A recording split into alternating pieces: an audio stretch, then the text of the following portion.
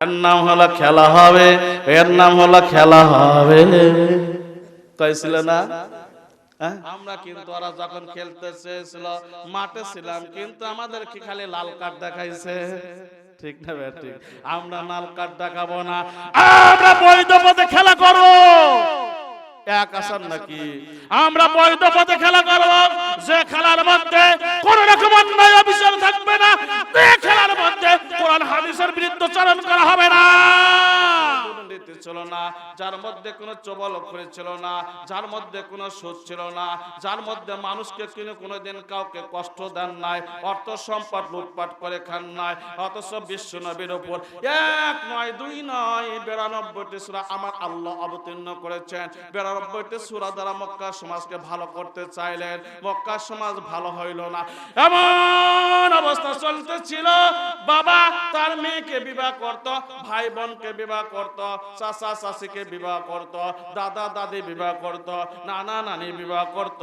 ইসলামের কোনো নিয়ম ছিল না, মগের মুল্লক মগের রাজ্য কায়েম করেছিল। অথচ বিশ্ব নবীর উপর 92টি সূরা অবতীর্ণ করা হয়েছিল। 92টি সূরা দিয়ে বিশ্ব নবী মক্কা সমাজ ভালো করতে পারেন না। আল্লাহুম্মা সাল্লি আলা মাওলানা মুহাম্মদ ওয়া আলা আলি সাইয়্যিদিনা। বিজ্ঞানীদের চিন্তাধারা, দার্শনিকের বহুত জ্ঞান, সব কিছু আজ বিফলে যাইবে যেদিন আজরাইলটা নিবে জান। আল্লাহুম্মা সাল্লি আলা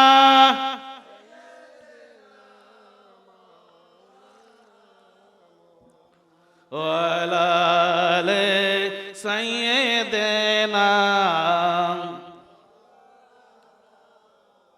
সেই সময় মক্কা সমাজের কি অভাব ছিল, কেন মক্কা সমাজ ভালো হতে হয় নাই? 92টি সূরা দ্বারা বিশ্বনবী ওয়াজ করে করে বিশ্বনবী তাম পৃথিবীর মানুষদেরকে দাওয়াত দিলেন, অথচ 92 সূরা সেই জায়গায় কোনো কাজ করতে পারেন নাই। কারণটা কি ছিল? কারণটা কি ছিল?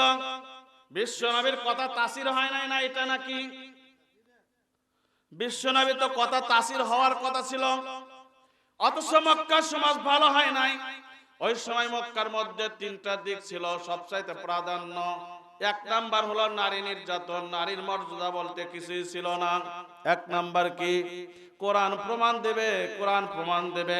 এক নাম্বার মক্কা সমাজে ওই সময় নারীর মর্যাদা বলতে কিছুই ছিল না। 2 নম্বর ছিল ওই সময় মক্কা সমাজে মূর্তি পূজা ব্যবস্থা চালু ছিল। 3 নাম্বার ছিল আল্লাহ তাওহীদ রিসালাত। এর পরিবর্তে যদি আল্লাহ ওই সময় প্রেক্ষাপট ভিন্ন করে ওই জায়গায় যদি খুনকা বদলে খুন, জাদের বদলে জাদ, মারের বদলে মার, এই আইনটা যদি প্রয়োগ করত, মক্কা সমাজ ভালো হয়ে যেত। পরবর্তী 22টা সূরার মধ্যে যে দিক না আল্লাহ আলোচনা করেছেন, এরপর একটু ধারণা দিলে বুঝতে পারবেন এই 3টা দিক মক্কা সমাজের মধ্যে তখন অভাব ছিল, যার কারণে আল্লাহ রাসূল মক্কা সমাজকে ভালো করতে পারেন না। বর্তমান মুসলমানের প্রেক্ষাপট তাই। দেখবেন সব ঘরে মূর্তি আছে, আছে। আমি বলতেছি পকেটে পকেটে মূর্তি আছে। যে কয়জনের কাছে ফোন আছে দেখেন সবার ফোনের মধ্যেই মূর্তি আছে। আছে কি নাই? আছে। দেখেন অ্যান্ড্রয়েড ফোন, গত কয়েকদিন আগে এই যে ইসলামী ফাউন্ডেশন থেকে একটা জরিপ দিচ্ছেন, জরিপটা কেউ দেখেছেন? আজ তামাম বিশ্বের পৃথিবীর মুসলমানের ঈমান ধ্বংস করতেছে মোবাইল। কথা ঠিক না ঠিক? মোবাইল। মক্কা সমাজে ওই সময় আল্লাহ রহমতের ফেরেশতা ছিল না।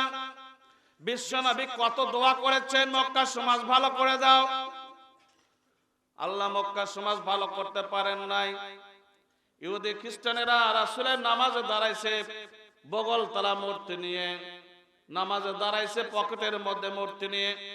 নামাজে দাঁড়াইছে হাতের আঙ্গুলের মধ্যে ছোট ছোট মূর্তি নিয়ে, ওই দেখেন না। কিন্তু রফিয়া দাইনরা কিন্তু নামাজের সময় এরকম ঝাঁকি মারে, মারে কি মারে না? এই ঝাঁকিটা করতে আসলো জানেন নাকি? এই ঝাঁকিটা আসলো প্রত্যেকে রফিয়া দাইন কেন হাত উত্তোলন করে আবার আল্লাহর কাছে সিলিন্ডারের মতন হয়? আমরা কি করি? আমরা করি না।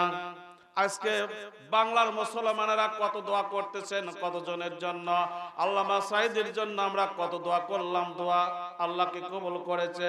শেষ পর্যন্ত শহীদের তামান্না নিয়ে আমাদের কোরআনের পাখিকে জেলখানা হতে লাশ হয়ে ফিরে আসতে হয়েছে। দোয়া করে নাই, দোয়া করেছে।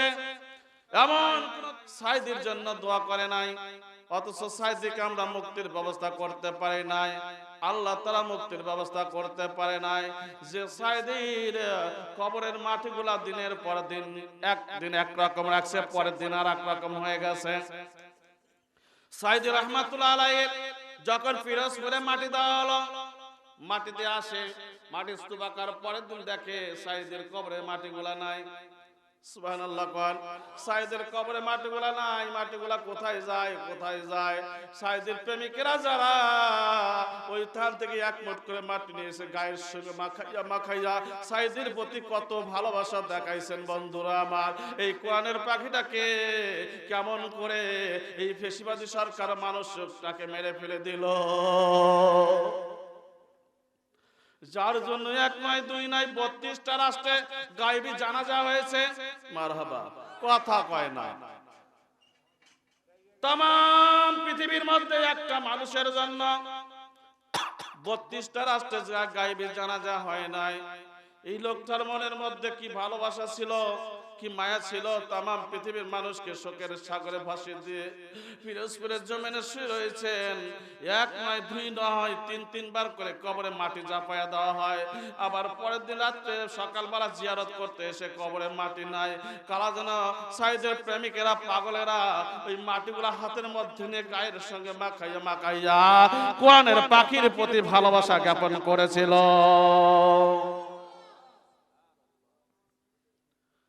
বন্ধুরা আমার, কই সাইদি নাকি মানুষদেরকে মেরেছে, সাইদি নাকি জোর করে মানুষদেরকে মুসলমান বানাইছে, সাইদি নাকি নারীবাজি করেছে, নাউজুবিল্লাহ। সাইদি নাকি নারীবাজি করেছে, এমন মিথ্যা তকমাত দিয়ে মাসের পর মাস মাসের পর মাস জেলখানায় কত নির্যাতন করেছে, কত নির্যাতন করেছে। আপনারা সবখানে বলেন যে রাত্রিতে দেলোয়ার হোসেন সাইদিকে মেরে ফেলে দেওয়া মত মৃত্যুর করে চলে গেল, ওনার চেহারা দেখে কোনো মানুষকে বলতে পারবে আজকে আমার মৃত্যু হবে? আহারে কত সুন্দর পিজি হসপিটালে তার ডাক্তারদের সঙ্গে হেসে হেসে কথা বলতেছেন, কত সুন্দর করে গাড়িতে উঠতেছেন আর নামতেছেন, কত সুন্দর করে হেসে হেসে মানুষের সঙ্গে কথা বলতেছেন। হঠাৎ করে রাউতে গোটার দিকে সাউন্ড এসে গেল মোবাইলে, ফেসবুকে আমরা সংবাদ জানলাম দেলোয়ার হোসেন সাইদি শাহাদাতের পেয়ালা পান করেছে।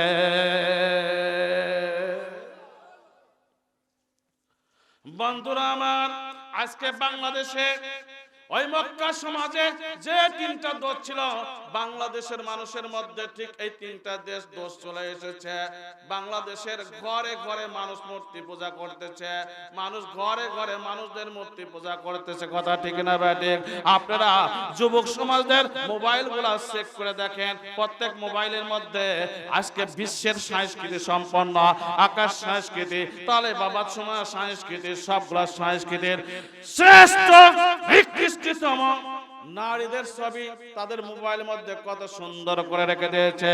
শুধু তাই নয়, এরকম এক শ্রেণীর লোকেরা গেম খেলতেছেন, গেমটার নাম কি ফ্রি ফায়ার না কি কয়, আমি আর গেমটার নাম দিছি গুরি ফায়ার। আমি দিছি নাম গুরি ফায়ার, আপনারা নাম দিছেন কি ফ্রি ফায়ার। আমার নামের সাথে দেন তো মিল আছে কিনা? যে সমস্ত ছেলেরা এই ফ্রি ফায়ারের নেশায় পড়ে দিন রাত 24 ঘন্টা ফ্রি ফায়ার খেলে, এমন কোন সন্তান নাই মা বাবার কাছে গুরি ফায়ার খায় নাই। কথা কয় না? এমন কোন সন্তান নাই মা বাবার কাছে গুরি লাত্তি খায় নাই। এই জন্য ফ্রি ফায়ারের পরিবর্তে এই ফায়ারের নাম হচ্ছে গুরি ফায়ার। দেখেন যে সন্তান এই নেশায় পড়ে গেছে, এই নেশায় পড়ে গেছে, এমন কোন সন্তান নাই যে এই খেলার কারণে মা বাবার বকুনি শোনে নাই। জীবন তো ধ্বংস হচ্ছে, জীবন তো ধ্বংস হচ্ছে। এটা কিন্তু বিদেশি সংস্কৃতির একটা কৌশল, মুসলমানদেরকে ঈমান ধ্বংস করা একটা কৌশল এমন ভাবে সেট করে দিয়েছে, অগারে এসে এখানে আর চাপাবাজি করা লাগতেছে। কারণ তো ফ্রি ফায়ারের মধ্যে যে সমস্ত ছবিগুলো আছে মূর্তির মতন দেখা যায় না, মূর্তির মতন দেখা যায়। আপনি যতই নামাজ পড়েন পকেটে মোবাইলটা রয়ে গেছে, কথা ঠিক না ঠিক? এই মোবাইল মধ্যে খুঁজে খুঁজে দেখেন তো একটা ছবি আছে কিনা, পাওয়া যাবে। আমি বাটন ফোন ব্যবহার করি, কারণ হলো এই বাটন ফোন ছাড়া অন্য ফোন আসতে এর মধ্যে কিন্তু ওই যে বিভিন্ন যখন নেট টেট কালেকশন নেই ক্যাট ক্যাট করে এমনি চলে আসে মেলা রকমের ছবি, কথা ঠিক না ঠিক? ভাবে দেখলাম এরে বাবারে, আমি তো আবার এই মোবাইলে বিভিন্ন সময় ওয়াজ মাহফিল করি, যদি কোনো যুবক কয় দি হুজুর আপনার অ্যান্ড্রয়েড ফোনটা দেন তো, তাহলে তো আমারও চালান শেষ হয়ে যাবে। বন্ধুরা আমার, আজকে মোবাইল মানুষের ঈমান ধ্বংস করার একমাত্র চাবিকাঠি। একটু খেয়াল করে দেখেন, যে সমস্ত যুবক ভাইদের হাতে অ্যান্ড্রয়েড ফোনগুলো রয়েছে, ওই অ্যান্ড্রয়েড ফোনের মধ্যে দেখেন অনেকগুলো ছবি রয়ে গেছে। বিশ্ব সংস্কৃতির মধ্যে এরকম যতগুলো নাটক ফাটক রয়েছে, ফ্রি ফায়ার রয়েছে, এরকম বিভিন্ন ধরনের ইউটিউবে বিভিন্ন দর্শনীয় দৃশ্যগুলো রাখা হয়েছে।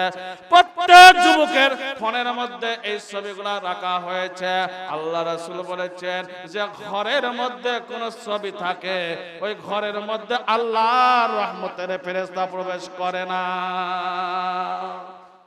তাহলে প্রশ্ন রয়ে গেল, ঘরের মধ্যে যদি কোন জীব জানোয়ার ছবি থাকে, আপনার রহমতের ফেরেশতাগুলো আপনার ঘরের মধ্যে প্রবেশ করবে না। অথচ এই ছবিগুলো যদি আমি বুকের মধ্যে রেখে আল্লাহর দরবারে নামাজ পড়ে আল্লাহু আকবার, আল্লাহুম্মা যালামনা আনফুসানা ওয়া ইল্লাম তাগফির লানা তারহামনা লানাকুনান্না মিনাল খাসিরিন রব্বানা আতিনা ফিদ দুনিয়া হাসানাতাও ওয়া ফিল আখিরাতি হাসানাতাও ওয়া কিনা আযাবান নার। আমার আল্লাহ ডাক দিয়ে দে বলবে, বান্দারে তুই না পকেটের মধ্যে ওই বেগানা মহিলার মূর্তি রেখে দিয়েছ, ওই মূর্তিগুলো যতক্ষণ পর্যন্ত তোর কাছ থেকে সরিয়ে দিতে না পারবে ততক্ষণ পর্যন্ত আল্লাহ তোমার কোনো দোয়াই কবুল করব না। বন্ধুরা আমার, আজকাল লক্ষ্য করে দেখেন বিশাল বিশাল মাথা বানায়া ভাস্কর্য নির্মাণ করেছেন, করেন কে করেন নাই? ইরে বাবা, কত বড় বড় মাথা, ওই মাথার মধ্যে 8-10টা মাথা যদি এক জায়গা করা যায় তা ওই মাথা ভরবে না, এমন বড় বড় মাথা কিন্তু আজকে আমাদের রাষ্ট্রের বিভিন্ন পর্যায়ে বিভিন্ন দর্শনীয় জায়গায় এই মাথাগুলা নির্মাণ করে রেখে দেওয়া হয়েছে।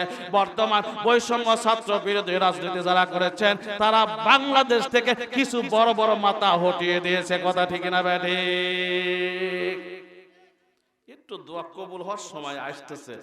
আজ নয় কাল আসবে রে সেই দিন, আজ নয় কাল আসবে রে সেই দিন, উড়বে পতাকা উড়বে কালেমা, কেটে গেছে গেছে শত অন্ধকার, আকাশে বাতাসে বাজবে সুখের বিন, আজ নয় কাল আসবে রে সেই দিন, আজ নয় কাল আসবে রে সেই দিন। বন্ধুরা আমার, আজ নয় কাল, এখন আমাদের মাঝে সেই দিনটা চলে এসেছে।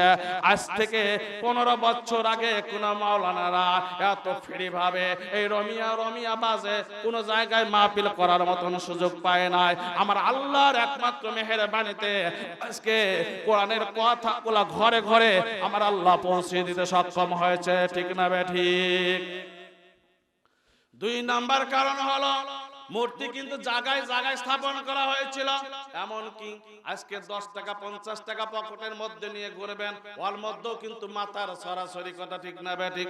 কথা কয় না, হক কথা বলতে তারপর মুখে এত বাতাকে। দেশে কি আর সরকার যায় নাই? বাংলাদেশে কি আর সরকার যায় নাই?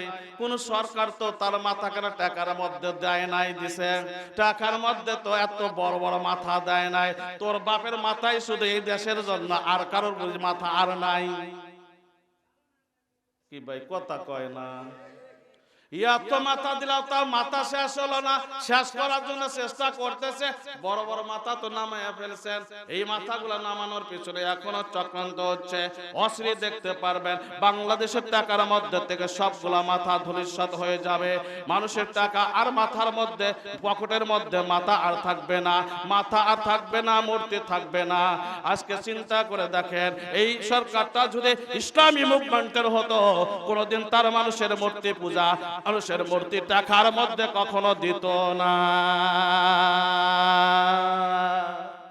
দিত টাকার মধ্যে, তাও মাথা দানো, কি স্বাদ?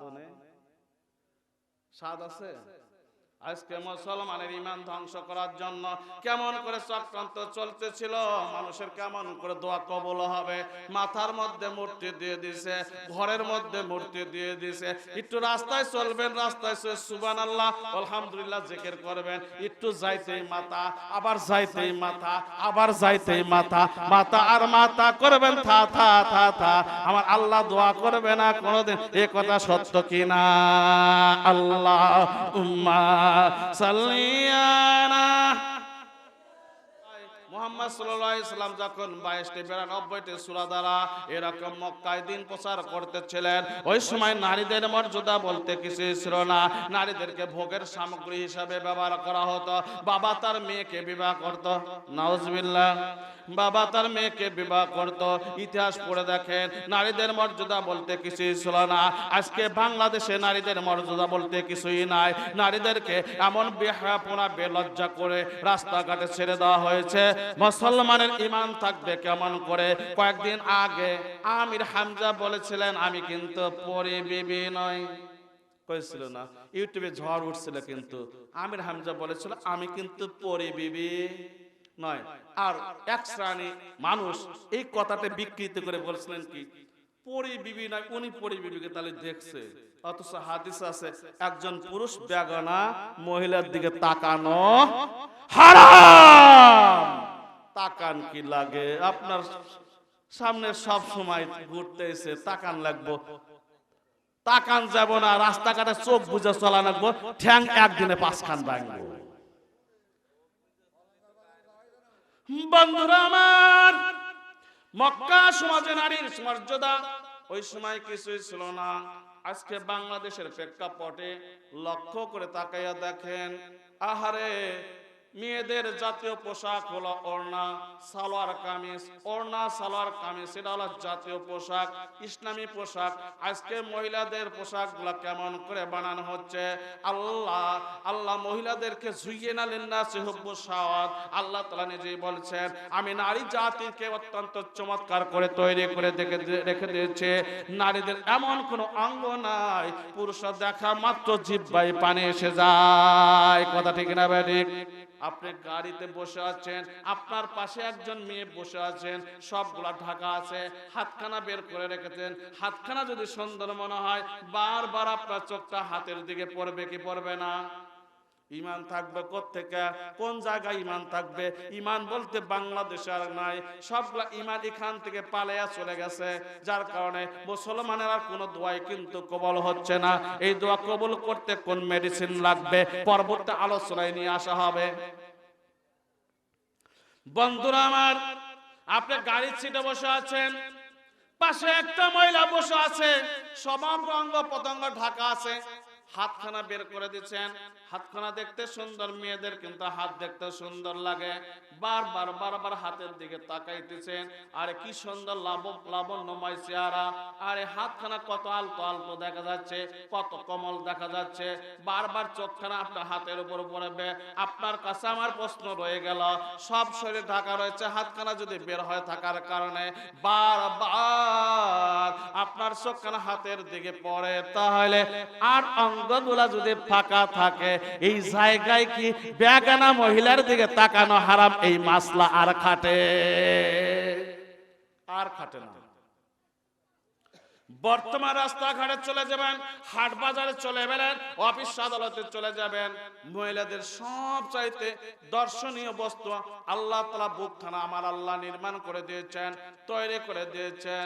আজকে দেখেন মহিলারা এমন বেলজ্জা হয়ে গেছে, বুকের উপর ওড়না নাই। কথা কয় না। দেখবেন ভারতের যতগুলা চ্যানেল রয়ে গেছে সবগুলা চ্যানেলে যারা নাটক করতেছেন মহিলাদের কারোর বুকের মধ্যে ওড়না দেওয়া হয় না, এত সুন্দর করে পোশাক পরানো হয়েছে, কোন জায়গায় যদি নজর না পড়ে এমন কোন হাজী সাহেব নাই তার ওই জায়গায় নজর না পড়ে। কতক্ষণ চোখ ঢেকে রাখবেন, রেখে চলেন, ঠ্যাং পাঁচখান ভাঙবি একদিনে, হেসে ডাক্তারই খুঁজে পাবেন না। এমন বেহায়াপনায় দেশটা হয়ে গেছে, নারীদেরকে বেহায়াপনা পরে উলঙ্গ করে ছেড়ে দেওয়া হয়েছে।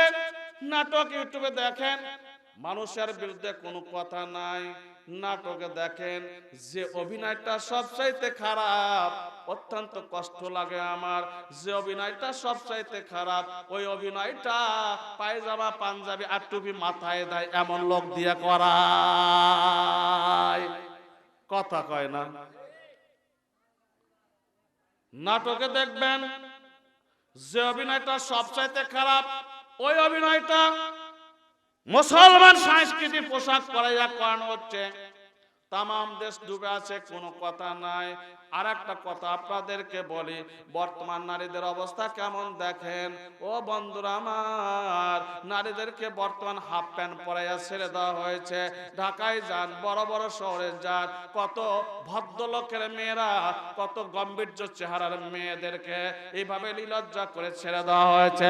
মহিলারা এমন বেলজ্জা হয়ে গেছে, রাস্তাঘাট সব সময় দখল করে নিয়ে এসেছে। আপনি বুড়া মানুষ গাড়িতে উঠেছেন, একজন যুবতী নারী সিটে বসে আছেন, তারপর ওই বুড়া মানুষটাকে সিটের জন্য জায়গা করে দেওয়া হয় না। হয় নারীদেরকে নিলজ্জা করে ছেড়ে দেওয়া হয়েছে।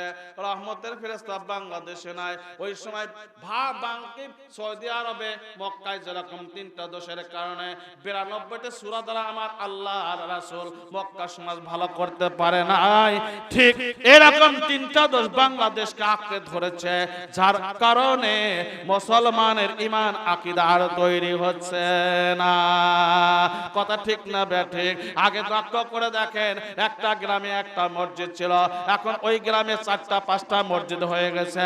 মসজিদ যে হারে বাড়ছে সেই হারে কিন্তু মুসলমানের সংখ্যা বাড়তেছে না।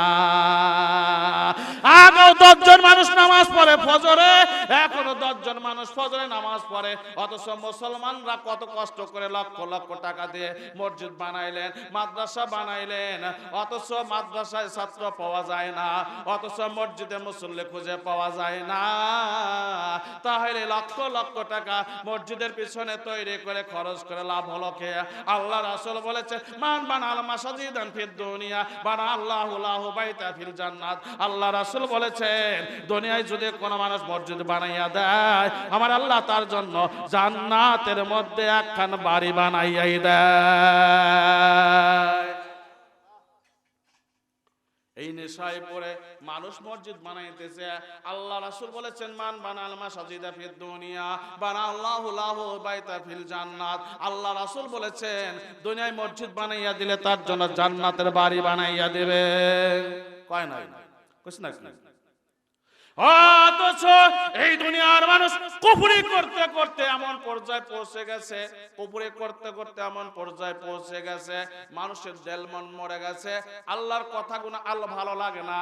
এই জায়গায় যদি একটা ফকির আনা হতো, মোষ কাটে না, দাঁত ঘষে না, মুখ দিয়ে এখান থেকে কথা বলার সঙ্গে সঙ্গে এই আশেপাশে গন্ধতে ভরপুর হয়ে গেছে, ওই লোকটাও যদি টন টন বাজাইয়া একটা গান গাইতো, চাইতে লোক বেশি হতো না কম হতো? শাসিকদের একটা গান গাইছে, মনে আছে? আমি তো মরেই যাব, কইছে না? আমি তো মরেই যাব, চলে যাব, রেখে যাব সবই, আতর গোলাপ সঙ্গে নিয়ে রেখে যাব চিঠি, আমি মরেই যাব। কইছে কে? কয় নাই? মরে যাওয়ার সঙ্গে পড়বে কান্নাকাটির ভিড়, মাটি দেওয়ার জন্য সবে হবে যে অস্থির, আমায় দেবে মাটি, আমায় দেবে মাটি, ভুল টুটি সে নেবে ক্ষমা, বাড়িতে সে হিসাব করবে কোন ব্যাংকে কি জমা, আমি মরেই যাব। কথা ঠিক না বেঠিক? ঈশ্বর সরকার বলেছেন উনি জানেন মরার আগে গানটা, তিনি লাশ লস্কর নিয়ে ওই তার প্রাসাদে গানটা গেয়েছেন, তাই আমি মরে যাব। মরে যাওয়ার পর লক্ষ লক্ষ কোটি কোটি সম্পদ 5 কোটি দ্বারা ওর স্বর্ণমহল বাড়িটা নির্মাণ করেছিলেন। ব্যাংকে লক্ষ লক্ষ কোটি টাকা ঈশ্বর সিদ্ধার জমা রেখে গিয়েছিলেন, কিন্তু মরে গেলেন। ওর টাকা পয়সা খাওয়ার মতন যোগ্যতা হলো না। টাকাগুলা সরকার ব্যাংক করে সবগুলা রাষ্ট্রে কোষাগারে জমা করেছে। মরে যাওয়ার সঙ্গে সঙ্গে পরে কান্নাকাটির ভিড়, মাটি দেওয়ার জন্য সবে হবে যে অস্থির। আমায় দেবে মাটি, আমায় দেবে মাটি, ভুল টুটি সে নেবে ক্ষমা। বাড়িতে সে হিসাব কষবে কোন ব্যাংকে কি জমা, আমি মরেই যাব। বর্তমান অবস্থা তাই, বাবা মরে যায়, মা মরে যায়, তার আহুরা করে মাটি দিয়ে আসে। মাটি দিয়ে সে 1 দিন 2 দিন কাঁদে, 3 দিন কাঁদে। কাঁদার পর আর মার কথা মনে থাকে না, বাবার কথা মনে থাকে না। 3 দিন ঘরে একটু আতর গোলাপ দেয়, একটু ধূপশালা জানায়, গ্রামের মা বোনদেরকে নিয়ে একটা কোরআন শরীফ পড়ায়, তাসবিহ তাহলিল পড়ায়। তারপরে 1 দিন 2 দিন 40 দিন যাওয়ার পর আর মা কোথায় আছে, কোন জঙ্গলে পড়ে আছে, কোন কবরে পড়ে আছে। একটা বাবা, একটা মা, একটা সন্তান, একটা ছেলে মার কবরের পাশে দাঁড়াইয়া বলল না আকুর রাব্বির হামহুমা কামা রাব্বায়ানি সাগীরা।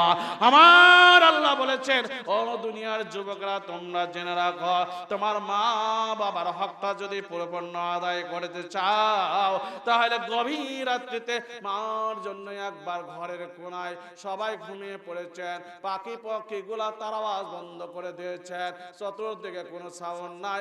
এমন সময় যায় নামাজ বিছাইয়া একটু তাসবিহ তাহলিল করে আল্লাহর কাছে হাত তুলে দোয়া করো, তোমার অন্তরের মধ্যে আমি আল্লাহর পক্ষ থেকে কি প্রশান্তি লাভ করে। অথচ মা বাবার জন্য 1 ফোঁটা চোখের পানি ছেড়ে দেয় নাই, 1 ফোঁটা মা বাবার জন্য মনটা কাঁদে না। যে 3টা দিক না আলোচনা করব, আলোচনা এমন ভাবে সাজাইছি একের পর এক কিন্তু চলে আসবে, সময় শেষ হয়ে যাবে। আমু বাড়ির দিকে যাত্রা করব, আপনারা ঘরের দিকে চলে যাবেন। এই মা বাবার জন্য একবার তো চোখের পানি ফেলতে পারলেন না। আল্লাহ রাসূল বলেছেন মা বাবার পায়ের তলে সন্তানের বেশ, হুজুর বলে গেছেন, বলেন নাই? বলে গেছে। মা বাবা কি বড় নিয়ামত। আল্লামা শুকরুদ্দিন সুয়ুতী তার কিতাবের মধ্যে লিখেছেন, উনি একজন আল্লাহর ওলি ছিলেন। আমার একজন ভক্ত ছিল, মুরিদ বলেন না, মুরিদ ছিল। ওই মুরিদে বারবার হজে যাওয়ার জন্য চিন্তা করে, কিন্তু মা অসুস্থ হয়ে গেছে। মা অসুস্থ হয়ে যাওয়ার কারণে তারা হজে যাওয়া হয় না।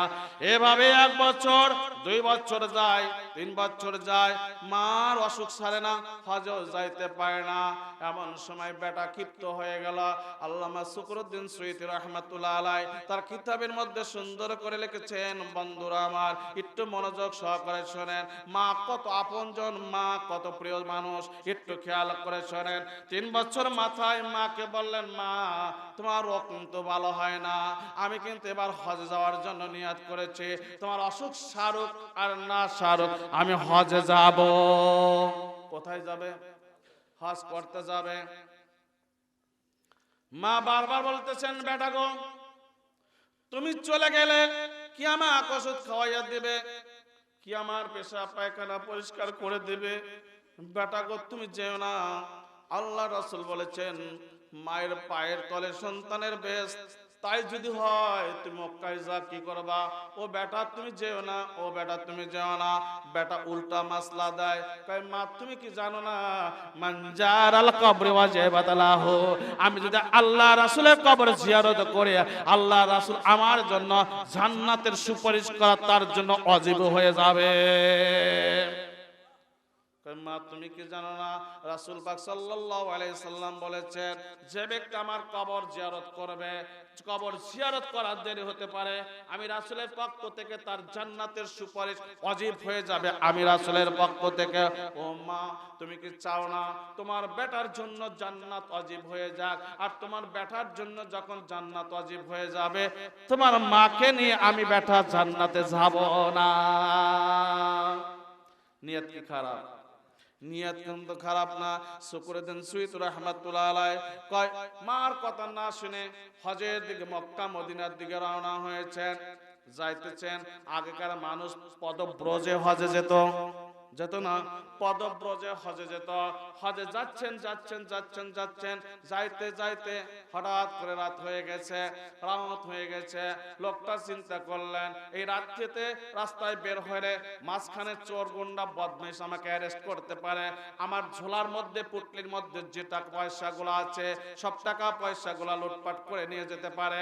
আমি আর যাব না, আমি এই গ্রামে মসজিদে আশ্রয় নেব, রাত্রিটা মসজিদের মধ্যে কাটাইয়া দেব, আগামীকাল ফজর নামাজ পড়ে আবার মক্কা মদিনার দিকে রওনা হয়ে যাব। এই চিন্তা ভাবনা করে হেঁটে যাচ্ছেন, দেখলেন মসজিদখানা খোলা আছে। আগেকার মসজিদ, গ্রামগঞ্জের মসজিদ গুলা তো হোলার বেড়া ছিল, বনের বেড়া ছিল, আবার কোন কোন মসজিদ তালাই দিয়ে বেড়া ছিল, দরজা ছিল না, কোনো মতে বাঁশের একখানা নাকড়ি দিয়ে এরকম কেওয়া করে রেখে দিত। লোকটা ঢুকে চলে গেলেন, ঈশার নামাজ পড়ে সবাই বাড়িতে চলে গেছেন। ওই লোকটা মসজিদের মধ্যে ঢুকে পড়ে টোপলাটা সামনে রেখে দিয়ে এরকম নামাজ পড়ে আল্লাহ আল্লাহ জিকির করতেছেন। গভীর রজনী হয়ে গেছে, ঠিক এই মুহূর্তে হয়ে গেছে। এমন সময় পাশের বাড়িতে একটা চোর চুরি করে ফেলেছে। কি করছে? চুরি করেছে। চুরি করে মাল সামান নিয়ে বাড়ি থেকে বের হয়ে মসজিদের পাশ দিয়ে চলে যাচ্ছেন। এমন সময় বাড়িওয়ালা টের পেয়েছেন আমার ঘর থেকে মাল সামানা চুরি করে চোর নিয়ে চলে গেছে। চিৎকার করতেছেন, কই গেল কই ওই মসজিদের দিকে রওনা হয়েছে। কই গেল কই মসজিদের দিকে রওনা হয়েছে। সবগুলো গ্রামের লোক লাঠি সোটা নিয়ে মসজিদের দিকে আসতেছেন। দেখতেছেন মসজিদের মধ্যে কেউ নাই। একটা লোক মসজিদের মধ্যে বসে আল্লাহ আল্লাহ জিকির করতেছে। গ্রামের সরল সোজা লোক ভালো বোঝে নাই, কয় এই বেটাই মনে হয় চোর। কি কইছে? এই বেটাই মনে হয় চোর। এটা মনে করে আত্মালা পাত্তাইলা কি অবস্থা হতে পারে বুঝতেছেন। হায়রে এমন ভাবে মারতেছেন, মেরে মেরে মেরে মেরে ক্ষত বিক্ষত করে ফেলে দিয়েছে। মরেই যাবে এমন সময় লোকটা কত কাকুতি মিনতি করতেছে। চোর যতই কাকুতি মিনতি করে মারের পাওয়ার বাড়ে না কমে। কয় ভণ্ডামি করতেছে, কয় মার বেটা, কয় মুখ দিয়ে কিন্তু লালা পড়তেছে, কয় ভণ্ডামি করতেছে মার, কয় কিন্তু চোখ বুঝে আসতেছে, কয় ভণ্ডামি করতেছে মার, অথচ আসলে চোখ বুঝে আসতেছে, এক সময় মরেই যায়। এরকম হয় কি হয় না? এমন মার দিছে, মার দিয়ে দিয়ে একবারে নিস্থির করে ফেলেছেন। এখন মরেই যাবে। বাড়িওয়ালা বলতেছেন, ভাইরে আর মেরো না, ধন সম্পদ চুরি করছেন ভালোই হয়েছে, মরে গেলে কিন্তু অ্যাটেম্পট টু মার্ডার কেসের আসামি হয়ে যাব। কথা ঠিক না ব্যাটিক? কথা কয় না। আর মেরো না, কয় কি করব? থানায় জমা দিয়ে আসো। কোথায় জমা দিবে? থানায় জমা দিবে। আসলে কি চুরি করছেন? আসলে চুরি করে নাই। মার কত পাওয়ার, মার দোয়ার কত পাওয়ার, এটা বোঝানোর জন্য এটা দৃষ্টান্ত আপনাদের সামনে তুলে ধরেছি। আমি কিন্তু বলেছি হুজুর যে কয়টা গান গাইছেন, যে কয়টা ওয়াজ করছেন, পরিসমাপ্তি ওয়াজগুলো আমি কিন্তু আবার শুনিয়ে দেব। আসলে আজকে প্রস্তুতি ছিল অন্যদিকে, কিন্তু হুজুরের ওয়াজ আমার মোড় পাল্টাইয়া দিছে। বুঝলেন? যাবো অন্যদিকে, এই হুজুরের ওয়াজ আমার মোড় পাল্টাইয়া দিছে। মেলা তো কথাই আছে মা বাবার সামনে, এটা আজকে তৃপ্তি করে শুনাবো। মেলা কথা আছে। বন্ধুরা আমার, দিছে কোথায়? থানায় দিয়ে দিছে। চোর আবার ধরে কি আদর করে, ভালোবাসে নাকি ওরাও সাহায্য দেয়? হায় হায় রে, ওরাও সাহায্য দিয়েছেন। লোকটা মনে মনে ভাবতেছেন, আহারে চুরি করি নাই, আজ চোর হয়ে গেলাম। কি মারলো, কত কথা কইলাম, একটা কথা বিশ্বাস করে না। হায়রে থানায় দিল, দারোগা সাহেবকে বলতেছেন, হুজুর আমি কিন্তু চুরি করি নাই, আমি কিন্তু চুরি করি নাই, তোমার বাপের কসম, মায়ের কসম। কোনো কসম চলবো না, বেটা চোর। হায়রে দারোগা মারলেন, এমন মারা মারলেন, মেরে কোর্টে দিয়ে দিলেন। কোথায় দিলেন? বিচার হয় কোথায়? বিচার হয় কোথায়? কোর্টে বিচার হয়। এখন কিন্তু বিচার কোর্টেই হতেছে। ওই হাসিনা আয়নাগর বানাইছাও, আমরা তোর এই জ্বালাই আর বাঁচি না। আয়নাগর বানাইছিল না? আয়নাগরের মধ্যে কত সুন্দর করে, কত ভাবে কৌশল করে কত আযাব দিয়েছেন। আপনারা ইউটিউবে দেখেন। আয়নাঘরে নিয়া কাউদেরকে আর বেশি কিছু মারে নাই। যখন দেখছে টুপিওয়ালা আর দাড়িওয়ালা মানুষগুলা জম্মের মতন মারছে, ও সাইয়া সাইয়া দেখছে, এখন তোকে মারবো আমরা, সাইয়া সাইয়া দেখবো। কথা ঠিক না বেটি? কথা কয় না কে? যে ফাঁদ পাচ্ছে ওই ফাঁদেই কিন্তু পড়তে হবে। আল্লাহর খেলা। আল্লাহ তাআলা কোরআনে বলেছেন, মাকারাল্লাহু মাকরাও আল্লাহু খায়রুল মাকিরিন।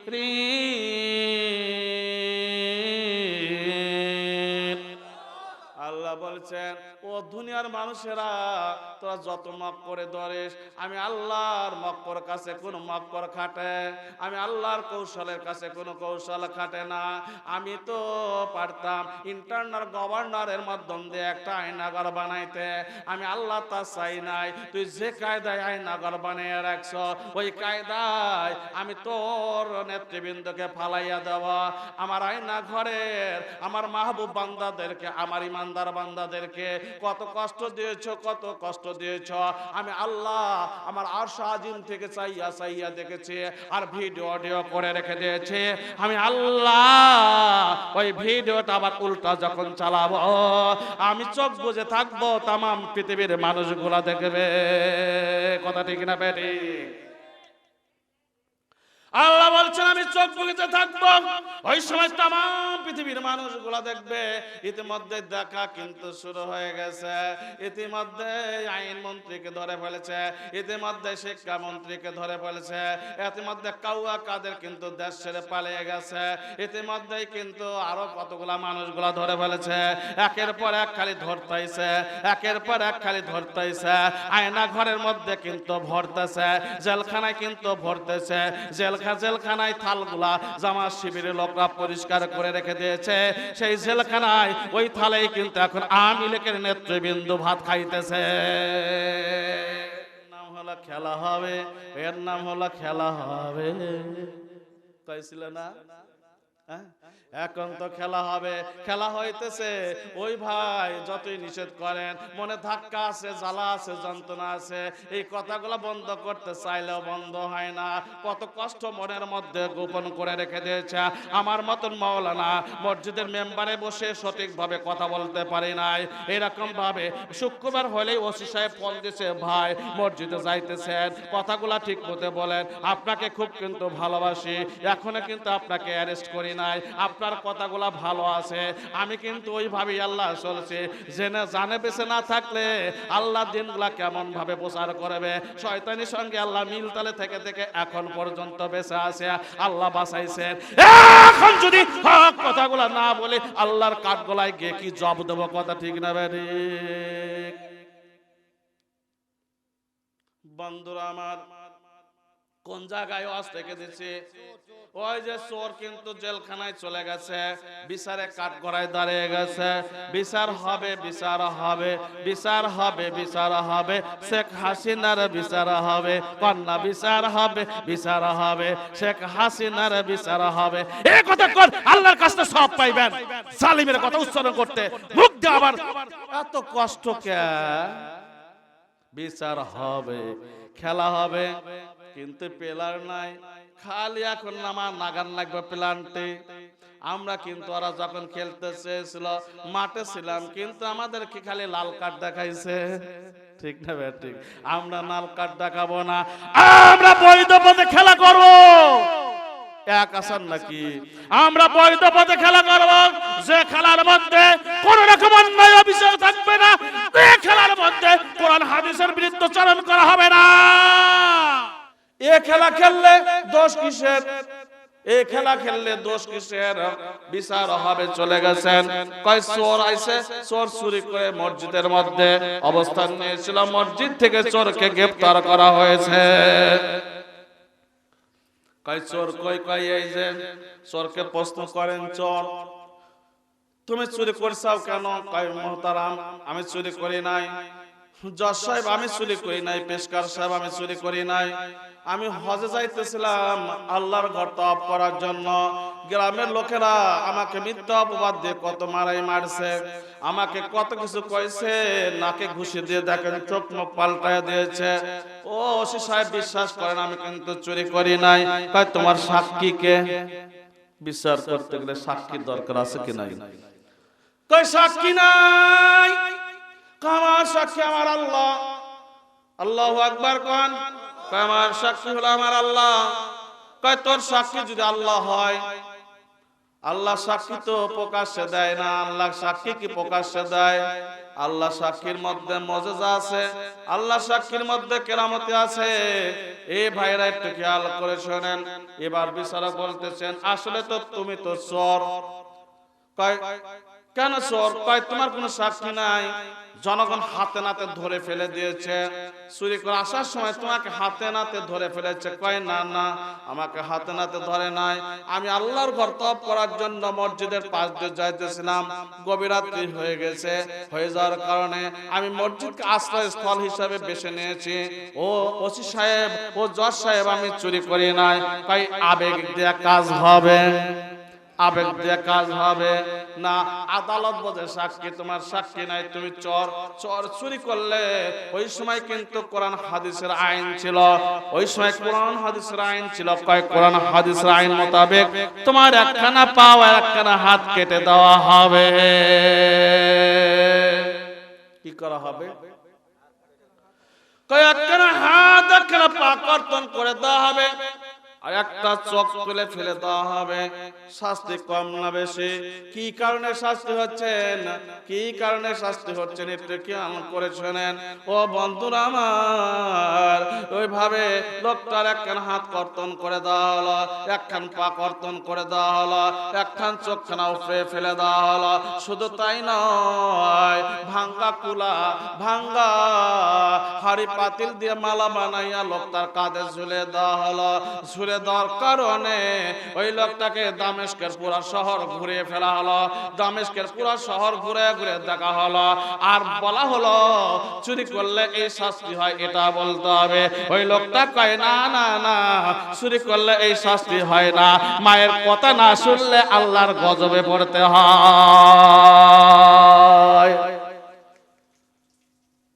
সিকিউরিটি গার্ড সাজার দেওয়ার পুলিশরা কয় এ বেটা ওই কথা বলো কেন? তুমি বলো চুরি করলে শাস্তি হয়। কয় না না না, চুরি করলে শাস্তি হয় না। মার কথা না শুনলে এই শাস্তি হয়, মার কথা না শুনলে এই শাস্তি হয়। কয় এটা আমরা বুঝতে পারতেছি না। কয় বুঝতে পারবেন মোহতারাম, আপনি একটু আমার মাওকে দেখে আসেন। আমি যখন হজের উদ্দেশ্যে মক্কার নগরের দিকে রওনা হয়েছিলাম, আমার মা বলেছিলেন বেটা রে তুই মক্কা মদিনায় যাস না, আমি অসুস্থ মা, তুমি বিছানায় রেখে চলে গেলা। আমি আমার পেশাব পায়খানার মধ্যে গড়াগড়ি করব, আমাকে সেবা করার মতন কেউ নাই। আমাকে কে ওষুধ খাওয়াইয়া দিবে, কে আমার মুখের মধ্যে খাদ্য খাওয়াইয়া দিবে? তুই যাস না, তুই যাস না। আল্লাহ রাসূল বলেছেন মায়ের পদতলে সন্তানের বেশ। ও বান্দারে, আমার বেটারে, আমি মাকে খেদমত করো, সম্মান করো, শ্রদ্ধা করো।